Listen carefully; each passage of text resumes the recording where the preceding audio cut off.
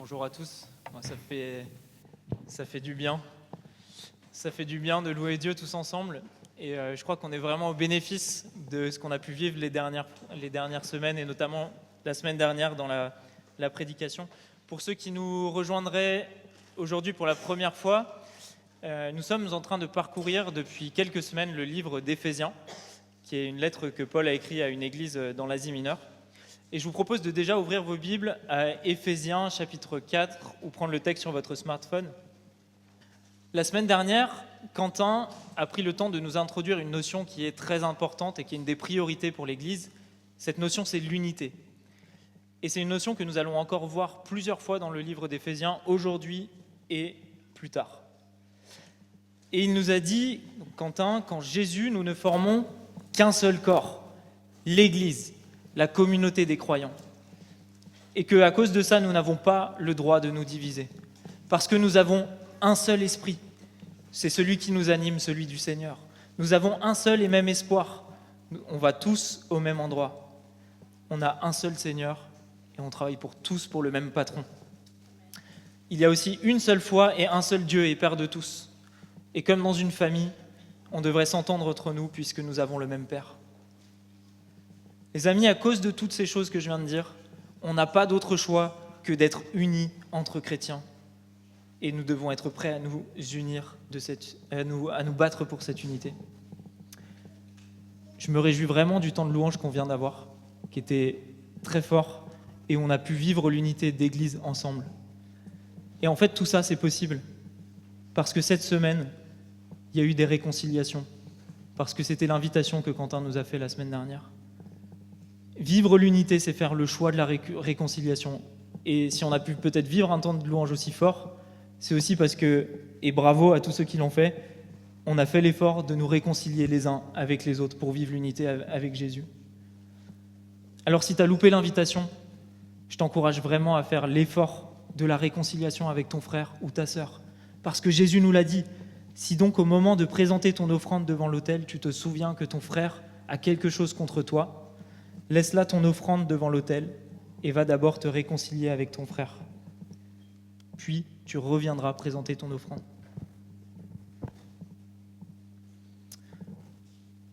Alors je vous dis cela parce que nous ne voulons pas être hypocrites et qu'en Église nous voulons vivre cette unité. Et que c'est une des priorités, et c'est le thème du jour, c'est les priorités de Dieu pour son Église. Et c'est une des priorités que Dieu nous donne, que Jésus nous donne pour vivre en Église. Nous voulons vivre l'unité, mais nous sommes tous vraiment très différents. Et si Christ ne nous unissait pas, on ne serait pas tous là aujourd'hui déjà, et je pense qu'on ne se connaîtrait peut-être pas, et voire même qu'on aurait du mal à s'aimer. Une des 10 caractéristiques principales de l'Église verticale dans notre vision, c'est que nous voulons vivre l'unité dans la diversité. Puisque nous avons tous été créés différents, avec des opinions qui divergent sur certains sujets, parfois même des désirs opposés, cette différence, plutôt que de nous séparer, elle devrait nous permettre de vivre l'unité et de mieux refléter la puissance de Jésus-Christ et le miracle qu'il fait en nous donnant de l'amour les uns pour les autres. Plus tôt, dans le livre d'Éphésiens, on a vu que c'est par la grâce que vous êtes sauvés. Et là, on va voir aujourd'hui que cette même grâce, elle nous est donnée pour toute autre chose. Cependant, à chacun de nous, la grâce a été donnée à la mesure du don de Christ, ou selon d'autres traductions, selon la part que Christ lui donne. Les amis, c'est par la grâce que vous êtes sauvés, mais c'est aussi par la grâce que vous êtes équipés. Et chacun de nous a reçu la grâce de Dieu selon la part que Christ lui a donnée pour accomplir le service. Si Quentin a eu la grâce de faire des études de théologie et d'avoir un don pour l'enseignement et le grec ancien, eh bien Dieu ne lui a pas fait la même grâce que la grâce qu'il m'a fait à moi. Et c'est une bonne nouvelle. Non pas parce que j'aime pas le grec ancien, mais c'est une bonne nouvelle parce que Dieu utilise nos différences. Si Dieu a donné à Catherine Vernet un cœur, que je ne vois pas, mais un cœur pour les réfugiés et un don pour l'enseignement des langues, et bien en fait Dieu lui a fait un don de la grâce différent. Et ça aussi c'est une bonne nouvelle, parce que le miracle de Jésus c'est de nous unir avec nos différences pour que nous soyons ensemble à son service et que nous reflétions sa gloire. Alors oui, nous avons tous reçu la même grâce, mais d'une manière différente. et nous n'en manquons jamais pour accomplir la tâche qui nous a été donnée. Et on commence à comprendre, du coup, dans ce texte, qu'il y a quelque chose qui nous a été donné là. Jésus nous a fait des dons différents. Ok, mais pourquoi ? Pourquoi est-ce qu'il nous a fait des dons ? Quels sont ces dons ? À quoi est-ce qu'ils servent et dans quel but ? Comment est-ce qu'on va les vivre dans l'Église ?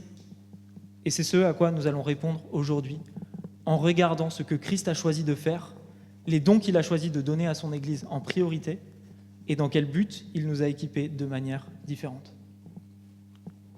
Alors si je continue dans le texte, au verset 8, c'est pourquoi il est dit « Il est monté sur les hauteurs, il a emmené des prisonniers et il a fait des dons aux hommes. » Alors c'est un texte, quand on le regarde comme ça, qui peut être un peu compliqué. Qu'est-ce que ça veut dire ? Ici, Paul, il est en train de faire une citation d'un psaume. Il est en train de citer le psaume 68 et il l'attribue à Jésus. On voit un Jésus qui monte, puisqu'il parle de Christ, un Jésus qui monte, ok, un Jésus qui fait des prisonniers, ok, un peu bizarre, et qui envoie des dons aux hommes. Alors on va essayer de comprendre ce que ça veut dire. Quentin nous l'avait déjà présenté, mais pour les Hébreux, il y a deux mondes spirituels, deux grands territoires spirituels. Il y a les cieux, le monde céleste, où règne Dieu et son armée d'anges, et le monde des ténèbres, qui s'appelle Hadès en grec, ou Sheol en hébreu, qui est le séjour des morts, où règne tout un tas de bêtes démoniaques et Satan. Et au milieu, entre les deux, c'est là où nous sommes. Et c'est le champ de bataille où les forces des ténèbres se livrent sans merci pour séduire l'homme et l'éloigner de Dieu. Et c'est ça le combat spirituel, c'est qu'il y a des esprits rebelles qui existent, qui cherchent à rallier le plus d'hommes possible à la rébellion contre Dieu. Et cette bataille-là, elle est décrite à plusieurs reprises dans la Bible, et notamment dans ce texte. Et si je continue juste après, or que signifie « il est monté » au verset 9 ? Sinon qu'il est d'abord descendu dans les régions les plus basses de la terre, le séjour des morts. Celui qui est descendu, c'est celui qui est monté au-dessus de tous les cieux afin de remplir tout l'univers. Si Paul il insiste sur ça, le fait que Jésus il est monté, mais que d'abord il est descendu, c'est qu'il veut quelque part qu'on s'intéresse à sa descente. Cette semaine, je me suis un petit peu perdu sur YouTube et j'ai regardé un documentaire sur la cryogénisation. Je ne sais pas si vous connaissez ce que c'est, je ne connaissais pas. C'est une pratique qui consiste à conserver le corps d'un défunt, alors c'est pas très joyeux, mais qui vient de mourir dans l'objectif d'un jour, avec les progrès de la science, le ranimer. Et voilà, lorsque les progrès de la science le permettront. Et apparemment, il y a un grand nombre de personnes qui sont très connues, qui ont eu recours à ça, pour avoir l'espoir de renaître un jour. Et depuis toujours, l'homme, il cherche à affronter la mort ou à la repousser. Et il espère même un jour, avec ces pratiques comme celle-là, ne plus être concerné par la mort. Eh bien moi, je connais quelqu'un qui est descendu et qui a affronté la mort et tous ses soldats. Et il s'agit de Jésus. Et on va voir ce que ça veut dire affronter la mort d'un point de vue biblique. Jésus, on le sait tous, il a affronté la mort sur le plan physique. C'est-à-dire que son corps est mort à la croix et que 3 jours après, il est ressuscité. Mais ce n'est pas le seul miracle sur lequel je veux qu'on s'arrête aujourd'hui qui est lié à la mort et à la résurrection de Christ. On a aussi l'habitude de dire que Christ est mort pour nous sauver, qu'il a pris sur lui la colère divine qui nous était réservée et qu'il est mort pour nous permettre la réconciliation avec le Père, pour nous permettre d'avoir la vie. Et c'est vrai, et c'est quelque chose qui est central dans notre foi et qui est très important. Mais Christ a fait quelque chose d'autre dans sa mort. Il est aussi descendu pour combattre le péché et combattre les forces du mal. En fait, Jésus, il est descendu en grand guerrier dans le séjour des morts. Il est parti en guerrier, en bataille, contre le monde spirituel mauvais. Et il y a 2 psaumes qui nous détaillent ça dans la Bible, le combat spirituel que Jésus a mené au moment de la croix. Le psaume 22, qui est très connu, parce qu'il est cité par Jésus lui-même quand il souffre sur la croix, il dit « Mon Dieu, pourquoi m'as-tu abandonné ?» Ça, c'est un passage qu'on connaît bien. Et ce psaume, il nous montre un Jésus qui souffre physiquement, et c'est ce qu'on a l'habitude de lire, mais il souffre aussi d'attaques spirituelles. Et il nous dit que sur la croix, il y a un acharnement de bêtes diaboliques qui l'assaillent, qui s'appellent notamment les taureaux du Bassan. Et au psaume 68, qui est en fait le psaume qui est cité dans le texte que vous avez sous les yeux, c'est un psaume de triomphe. C'est un psaume où on invoque le divin guerrier, donc Dieu, pour qu'il manifeste sa puissance, fortifie son peuple et soit vainqueur sur les ennemis physiques, mais aussi sur les ennemis spirituels. Et ce psaume-là, il raconte la victoire de l'Éternel sur les ennemis spirituels, les fameuses bêtes de Bassan, qui est encore un terme qui est réutilisé.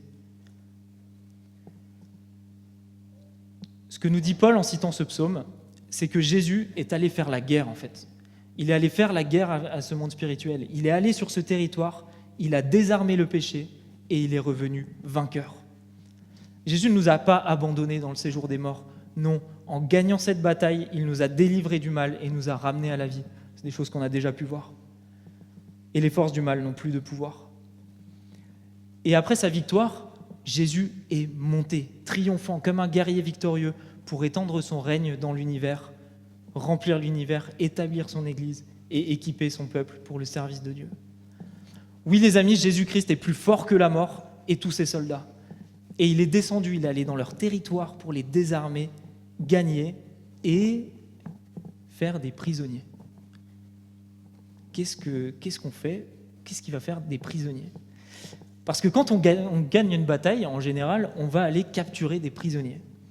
Et ces captifs, en fait, ce sont des êtres spirituels mauvais que Jésus a enchaînés à tout jamais pour qu'ils n'aient plus de pouvoir. Il y a un autre verset qui en parle, dans Colossiens 2, verset 15. Oui, là, il a désarmé toute autorité, tout pouvoir, les donnant publiquement en spectacle quand il les a traînés dans son cortège triomphal après sa victoire à la croix. Et ça, les amis, cette victoire-là, elle a des implications et des vérités sur lesquelles j'aimerais qu'on s'arrête et qu'on retienne. Pour toi qui es croyant, tu n'as pas à avoir peur du monde spirituel mauvais. Si Jésus l'a vaincu et que nous sommes de son côté, alors rien ne peut nous arriver sur ce plan-là. Bien sûr que les forces du mal vont nous attaquer, mais si Jésus est mon Seigneur et qu'il a pris autorité sur ma vie, alors je ne peux pas être atteint par ces autorités-là. Je ne peux pas attraper un démon comme j'attraperais un rhume, par exemple. Si Jésus siège à la droite du Père, et ce qu'on a vu dans les autres chapitres, au chapitre 1 notamment, d'Éphésiens, il siège au-dessus de toute domination, de toute autorité, de toute puissance, de toute dignité et de tout nom qui se peut se nommer. Il a rendu en fait les puissances spirituelles inférieures à lui et impuissantes à l'égard de ses enfants. Ça, c'est la première chose que j'aimerais qu'on retienne. La deuxième, c'est que Jésus est un guerrier qui nous délivre de nos ennemis. Il nous délivre de la puissance du péché. Il nous délivre de la terreur de la mort pour tous ceux qui sont effrayés de la mort et de la domination des puissances spirituelles mauvaises. Alors peut-être que tu as vécu de l'oppression dans ta vie et que parfois cette oppression revient. Peut-être que tu laisses encore de la place à d'autres dominations, d'autres idoles et d'autres autorités que celles de Jésus dans ta vie. Et ça, il ne faut pas rester seul. Le partager aux responsables de l'Église parce que Christ veut t'en libérer. Jésus-Christ veut donner la victoire à ceux qui choisissent de le suivre et de lui obéir. Parce que Jésus a déjà vaincu ces forces démoniaques à la croix, celles qui nous ont un jour dominés. Alors souvenez-vous de cette bataille quand ça arrive. Les démons tremblent devant eux et il n'y en a aucun qui résiste au nom de Jésus et aucun qui peut t'oppresser sous l'autorité de Jésus. Et ça, c'est une super promesse. Il y a un deuxième élément qu'on retient en général quand on gagne une bataille. Le deuxième résultat d'une conquête ou d'une victoire, c'est qu'on fait des prisonniers, ok, 1, et 2, on prend un butin. Et c'est ce qui est dit aussi dans cette phrase. Dans l'Ancien Monde, en fait, lorsque les guerriers reviennent d'une grande conquête, ils apportent un butin et ensuite ils vont le partager à toute la population. C'est une manière de se réjouir et de fêter la victoire. Et Jésus aussi, dans ce combat-là, il a un butin qui est pour nous. Et ce butin, c'est en fait des dons qu'il nous le donne pour nous équiper. Il nous équipe de dons spirituels. Si Jésus est descendu sur terre et sous la terre, c'est pour nous sauver et nous vaincre et pour vaincre le mal. Et s'il est remonté, c'est pour nous équiper sur le plan spirituel. Et là, je vais vous demander un petit peu d'effort, d'ouverture. Parce que quand on parle des dons spirituels, des dons de l'esprit, des dons de Dieu, on a toujours tendance à voir que les manifestations de l'esprit ou les dons de l'esprit. Mais la parole nous dit ici qu'en fait, ce n'est pas les seuls dons que Dieu nous a faits. Je me souviens d'un GDM où on avait abordé un des textes liés aux dons spirituels. Et il y a une personne du GDM qui a tout de suite réagi, un peu découragée, en disant « mais je me pose toujours la question, et franchement, j'en sais rien ce que c'est que mes dons. Ça fait des années que ça me travaille, mais je ne sais pas quels sont mes dons. » Les amis, la Bible est claire, il existe une multitude de dons. Bien sûr, certains sont explicites et nommés, et nous attirent même, et on peut les demander, mais Dieu veut nous utiliser d'une manière bien plus large que celle que nous imaginons. Et parfois, nous sommes préoccupés, voire même obsédés par les dons de la grâce spectaculaires, les prophéties, les langues, les guérisons et les miracles. Mais ce serait limiter Dieu que de le limiter à ça. Il n'y a pas que les dons de l'esprit. En fait, toute la Trinité est généreuse sur le point de vue des dons. Parce que oui, l'Esprit donne des dons spirituels. Et ça, c'est notamment dans 1 Corinthiens 12 et 1 Corinthiens 14. Le Père, Dieu, donne aussi des dons spirituels en Romains 12. Et dans ce texte, c'est Jésus qui donne des dons spirituels. Oui, Jésus-Christ est actif dans la construction de son Église et il n'est pas monté en abandonnant les hommes. Il nous a fait des dons. Il a partagé son butin dans un seul objectif, nous équiper pour la croissance de l'Église en nombre, en qualité, en unité, en connaissance de Dieu. En montant auprès du Père, Jésus a décidé de donner à son peuple des leaders qui sont doués pour l'Église. Et c'est ça le premier don qu'il va nous faire. C'est ça la première manifestation de la grâce. À l'ascension, Jésus nous a donné des leaders. Il nous a donné des leaders au verset 12 pour former les saints aux tâches du service et en vue de l'édification du corps de Christ. Tous ont un même but, former les saints, les croyants, et les encourager à servir pour construire l'Église, cette communauté de croyants que nous formons et qui glorifie Dieu. Et merci Seigneur, j'ai envie de dire, parce qu'on a une Église riche en leaders, mais aussi en serviteurs de tout genre, et on peut toujours lui demander de les multiplier et d'en ajouter, mais on peut aussi être reconnaissant pour ça. Cette personne que j'ai mentionnée tout à l'heure par rapport qui ne connaissait pas ses dons, et aujourd'hui elle peut les découvrir dans le service. Et même si parfois il y a des moments de doute, cette personne a répondu à l'appel de Dieu et l'a fait en acceptant de prendre le rôle que lui ont donné les anciens. Et Dieu a équipé cette personne et aujourd'hui elle peut exercer ses dons de cette manière. Alors ce que je vous propose, c'est de commencer à regarder de plus près qui sont ces leaders qui nous sont donnés. Les premiers, donc, c'est les apôtres et les prophètes. Alors là, je vais vous dire, il y a un vrai débat pour savoir si oui ou non, les apôtres et les prophètes sont des rôles qui existent encore dans l'Église. Alors malheureusement, je ne suis pas assez calé en théologie ni assez convaincu des différents avis que j'ai pu lire et voir pour trancher clairement le sujet. Mais je pense qu'on peut en tirer quelque chose de bien plus intéressant que le débat en lui-même. Ce qui est certain, c'est que les apôtres et les prophètes sont des leaders qui ont été donnés au moins à un moment de l'Église pour sa croissance.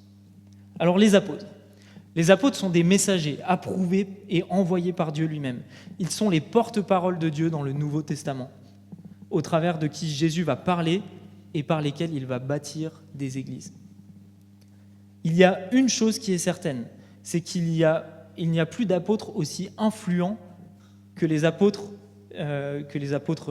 Paul et les 12 disciples qui ont vécu avec Jésus et qui avaient reçu cet appel spécifique. Personne n'a aujourd'hui la même autorité dans ce qu'il dit que l'autorité qu'avaient les apôtres de Christ.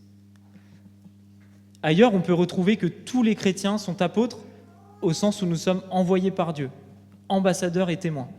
Mais je crois que ce texte-là, il ne nous parle pas du fait qu'on soit tous apôtres.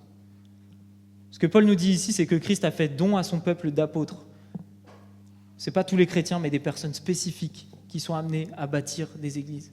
Alors, qui est apôtre ? Qui ne l'est pas ? Je crois qu'en cherchant à répondre à ces questions, on ferait exactement la même chose que les disciples en essayant de savoir qui est le plus grand. Rien dans la parole ne nous indique que nous devons nommer des apôtres ou suivre des personnes qui auraient ce rang-là parmi les hommes. Alors soyez prudents vis-à-vis de ceux qui s'auto-proclament apôtres. On a des fois été trop déçus dans l'histoire de l'Église par des leaders humains qui ne sont pas redevables de grand-chose. Par contre, ce que je préfère qu'on note, c'est que on peut reconnaître que certaines personnes ont des ministères apostoliques, c'est-à-dire l'implantation d'églises. Les missionnaires qui sont pionniers, qui arrivent les premiers dans un pays ou dans une zone. Des personnes qui forment d'autres leaders. Et surtout, je crois qu'on peut reconnaître que ces personnes-là sont un don de Dieu pour la croissance de l'Église. Et puis, il y a le même débat pour les prophètes. Il y a le même débat pour les prophètes, et moi, je vais différencier deux choses. Les prophètes qui ont le titre de prophète, comme ceux qui prophétisent dans l'Ancien Testament, eux, ils ont existé dans l'Ancien Testament, et ceux qui prophétisent, qui n'ont pas du coup un titre de prophète. Les prophètes, comme ils ont existé dans l'Ancien Testament, qui adressent mot pour mot ce que l'Éternel leur a donné, eux n'existent plus. S'il n'y a plus de prophètes de ce rang, c'est pour une bonne et simple raison, c'est parce que les évangiles qui décrivent la vie de Jésus et les écrits des apôtres et l'Ancien Testament, c'est la révélation qui nous a été donnée, c'est la parole. Il n'y a rien à rajouter à l'écriture qui est la parole de Dieu. Pour autant, ici, Paul ne parle pas des prophètes de l'Ancien Testament, il parle de nouveaux prophètes. Et dans 1 Corinthiens 12 et 14, quand on parle des fruits de l'Esprit, Paul nous demande et nous recommande d'aspirer à prophétiser. Aussi, de la même manière que pour les apôtres, soyons prudents sur le fait d'élever ou d'ériger des personnes au rang de prophètes avec un titre qu'il faudrait écouter sans contrôler ce qu'ils disent. Pour autant, ne soyons pas fermés, les amis, à la prophétie. Parce que dans le Nouveau Testament, certains sont appelés à avoir un ministère de prophétie au service de l'Église, pour le bien collectif, pour amener les non-croyants, à la conviction du péché, et pour encourager, faire grandir, reprendre ou consoler les croyants. Comme il le fait dans d'autres passages, je crois que ce sur quoi Paul veut insister, c'est que la prophétie doit être au service du collectif. Et ça, c'est hyper important, parce qu'elle est utile et pertinente dans le cadre de l'Église. Alors attention à tous ces prophètes sur Internet ou dans les rues qui sont complètement isolés. Dans ce texte, les prophètes nous sont donnés par Jésus comme des leaders qui portent nos églises, qui portent l'Église. Oui, car nos églises doivent être conduites par des hommes qui prient, qui sont sensibles au Saint-Esprit et à qui Dieu parle. De la même manière que les autres leaders, le prophète qui est particulièrement sensible à écouter l'Esprit Saint n'est pas prophète pour lui-même ou pour atteindre un rang ou un grade dans l'Église. Non, il est au service du collectif. Et en partageant les prophéties qu'il a reçues, mais pas que, il peut aussi avoir un impact en ayant en tête la multiplication et la croissance de l'Église. Peut-être en sensibilisant et en encourageant les autres croyants à prophétiser, mais aussi à grandir et à servir en écoutant davantage l'Esprit Saint. Il y a un troisième type de leader que Dieu nous a donné, c'est les évangélistes. Christ nous a donné aussi des évangélistes. Alors oui, chaque chrétien est appelé à témoigner de Christ autour de lui et à annoncer la bonne nouvelle du salut. Pour autant, je ne crois pas que ce texte parle de ces personnes-là. Les évangélistes sont des personnes qui sont dotées d'un don d'évangélisation spécifique, public, ou d'une capacité à rendre l'évangile particulièrement clair et parlant pour son auditoire. Et là, comme les autres ministères et dons de leaders que nous avons donnés et que Dieu nous a donnés, ce n'est pas seulement pour annoncer la bonne nouvelle, mais c'est aussi pour le collectif. Former et accompagner les croyants à partager leur foi et à grandir dans la connaissance du Christ. Alors toi qui as ce don de partager ta foi partout là où tu es, est-ce que tu ne pourrais pas en faire profiter un peu tes frères et sœurs ? Est-ce que tu pourrais leur donner des clés, les encourager à faire de même, prier avec eux dans ce sens-là ? Et le dernier type de leader qui nous est donné par Jésus, ce sont les pasteurs et les enseignants. Ces deux-là, ils sont reliés dans le texte, ils sont mis ensemble, comme pour dire que les vrais pasteurs, ils sont doués pour enseigner, et que les vrais enseignants, ils doivent être aussi doués pour prendre soin. Comme pour dire qu'un leader d'église, ça doit être quelqu'un qui doit être attentionné, concerné et tourné vers les autres. Ça ne peut pas être un religieux, qui est déconnecté du réel et de sa communauté. Jésus, il a beaucoup trop repris sévèrement les pharisiens et les religieux pour que nous agissions de la même manière. Au contraire, que les enseignants soient investis dans les relations et serviteurs des autres.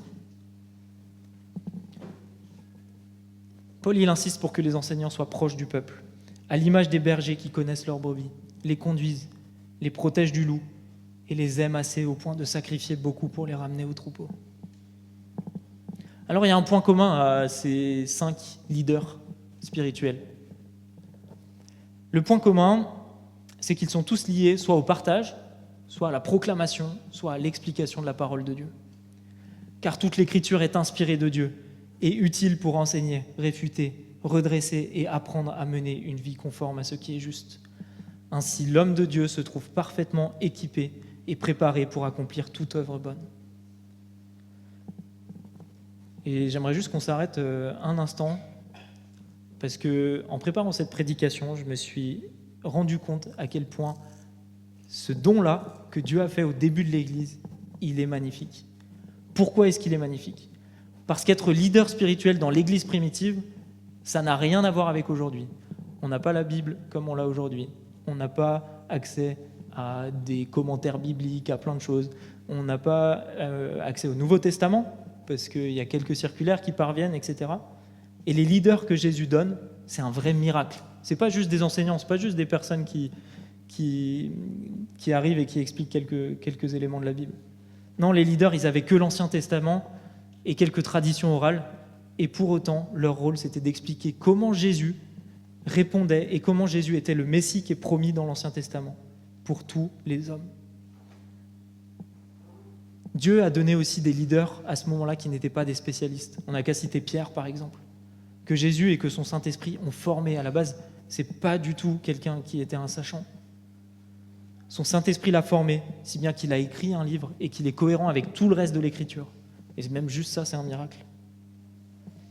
Oui, Dieu nous a donné des leaders capables de combattre les dérives et les hérésies liées à la tradition orale.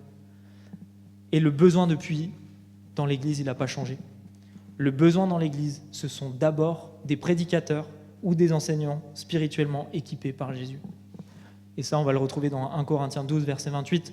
C'est ainsi que Dieu a établi dans l'Église, premièrement des apôtres, deuxièmement des prophètes, troisièmement des enseignants, puis viennent les miracles, les dons de la grâce, sous la forme de guérison, l'aide, la direction d'Église, les langues inconnues. Je crois que là, il y a un rappel important. Notre priorité doit être sur l'implantation et la fortification d'Église, la proclamation de l'Évangile face aux situations de vie, c'est ça la prophétie, et l'enseignement. Et comme l'a dit Jésus à ses disciples lors de son ascension, prêchez et vous verrez les miracles et les autres dons de la grâce. Il l'a dit au moment de son ascension dans Marc 16. Allez par tout le monde et prêchez la bonne nouvelle à toute la création.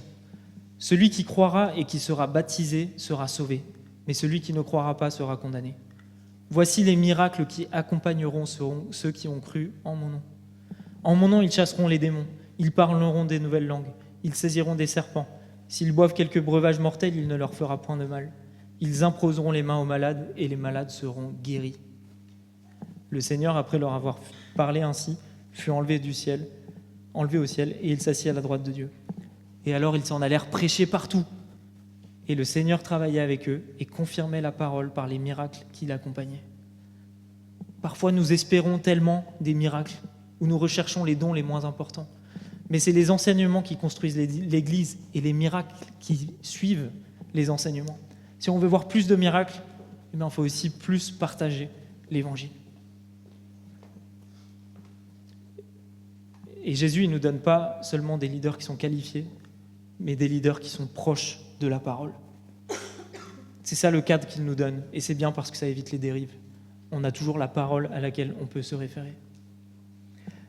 Et la mission des leaders, c'est pas de devenir des superstars ou des super pasteurs, comme j'ai un ami qui aime bien les appeler, mais de former les uns les autres au service et à la construction de la communauté qu'est l'Église. Ils doivent être au service des autres. Nos anciens, et on a la grâce d'avoir Jonathan depuis pas longtemps qui est ancien aussi dans l'Église, nos anciens ne gardent pas jalousement les ministères pour eux ou les autres services. Non, leur but, c'est d'encourager toute la communauté à découvrir, à développer et à exercer les dons dans le service. Leur but, c'est de permettre à chacun, à chaque croyant, d'être un serviteur de Dieu, actif et humble. Et c'est aussi une des visions de notre Église. On veut pouvoir vivre la multiplication. Depuis que nos anciens ils m'ont demandé d'abord me former, puis ensuite de prêcher, je vis dans ma foi quelques épreuves assez importantes. Parce que moi, je connais mon cœur, je connais mes faiblesses, et je sais très bien qu'humainement, je ne suis absolument pas digne de me tenir devant vous.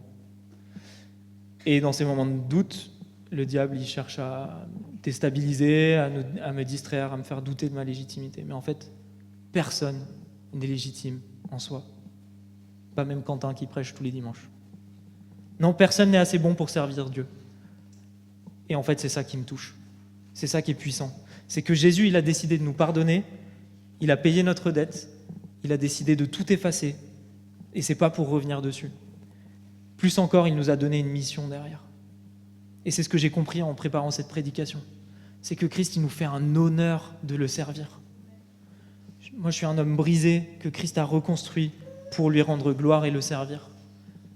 Quand les anciens de l'Église m'ont demandé de me former puis de prêcher, et que j'ai répondu à cet appel, je ne savais pas comment j'allais avoir la force ou l'intelligence ou des choses comme ça pour faire tout ça. Mais en fait, c'est à nous d'avoir foi.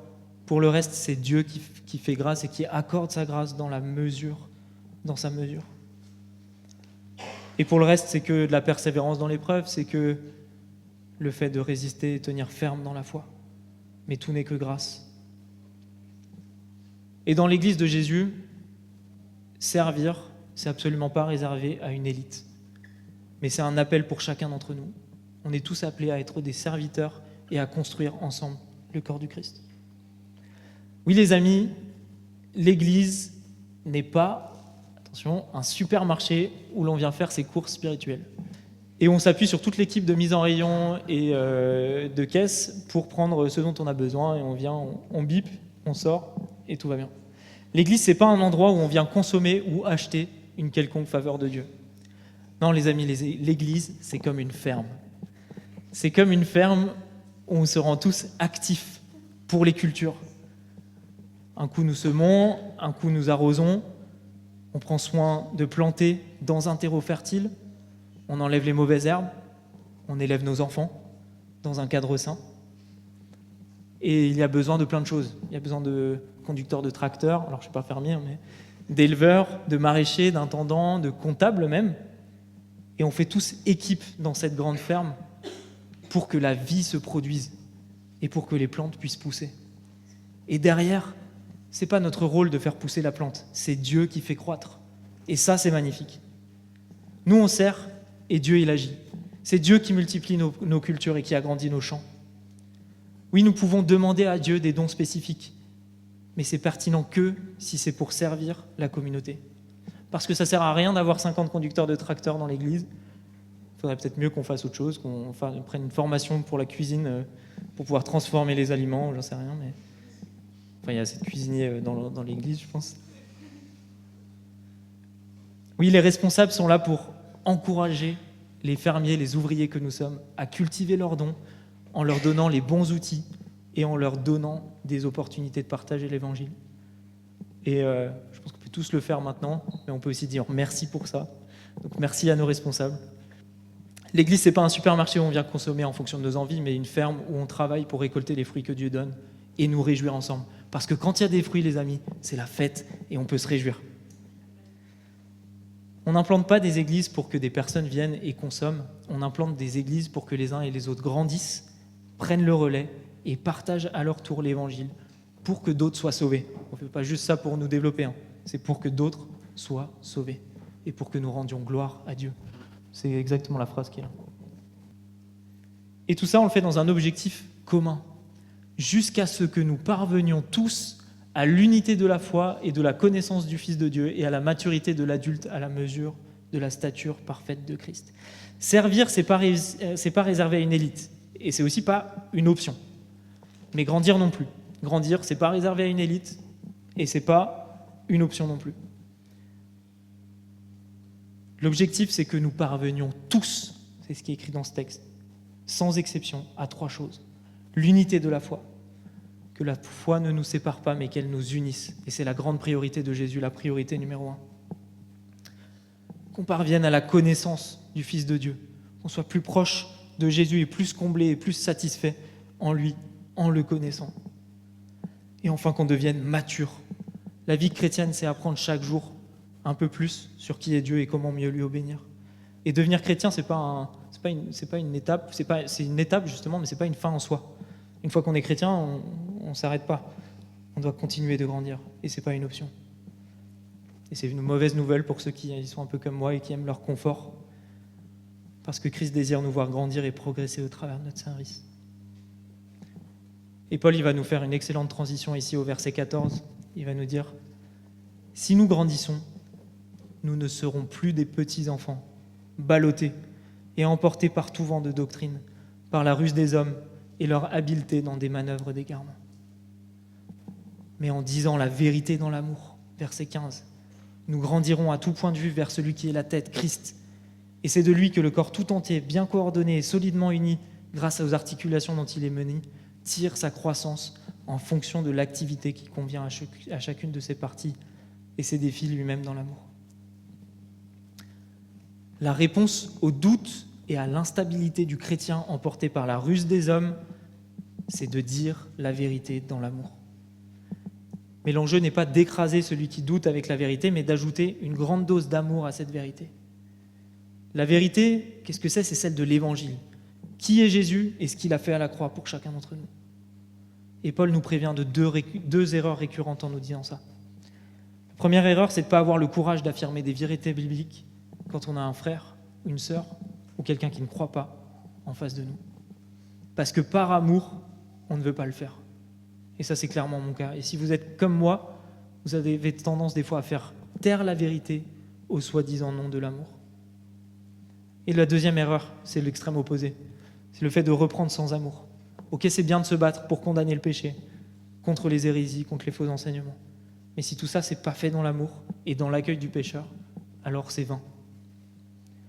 En fait, l'objectif, c'est de montrer à chacun comment le péché emprisonne la vie de la personne, et en étant compatissant face à l'épreuve qu'il vit et aux souffrances qu'il subit. Je te dis la vérité, mais je veux aussi t'accompagner et ne pas te laisser seul face au péché. Et la vérité, elle devient rude quand elle n'est pas adoucie par l'amour. Mais l'amour, il devient fade quand il n'est pas renforcé par la vérité. Un autre élément important de ce passage-là, c'est qu'on tire notre croissance de Christ. Ce qui est plus important encore dans l'histoire de la ferme, c'est pas de compter sur nous-mêmes, sur nos forces ou sur nos tracteurs. Un jour, on aura mal au dos, un jour, il y aura une panne. Dans notre grande ferme qui est l'Église, c'est Dieu qui fait croître et c'est Dieu qui fait pleuvoir. C'est Dieu qui donne la vie de manière souveraine. Alors aujourd'hui, notre unité, elle n'est pas complète. Et c'est pour ça qu'on se doit se demander des fois pardon les uns les autres. Notre connaissance de Christ, elle n'est pas complète non plus. On n'a pas le plein accès, la pleine compréhension. Et notre maturité non plus. On n'est pas des chrétiens qui sont encore assez matures. Et c'est pour ça qu'on veut tirer cette croissance de Jésus qui, lui, seul peut nous faire grandir.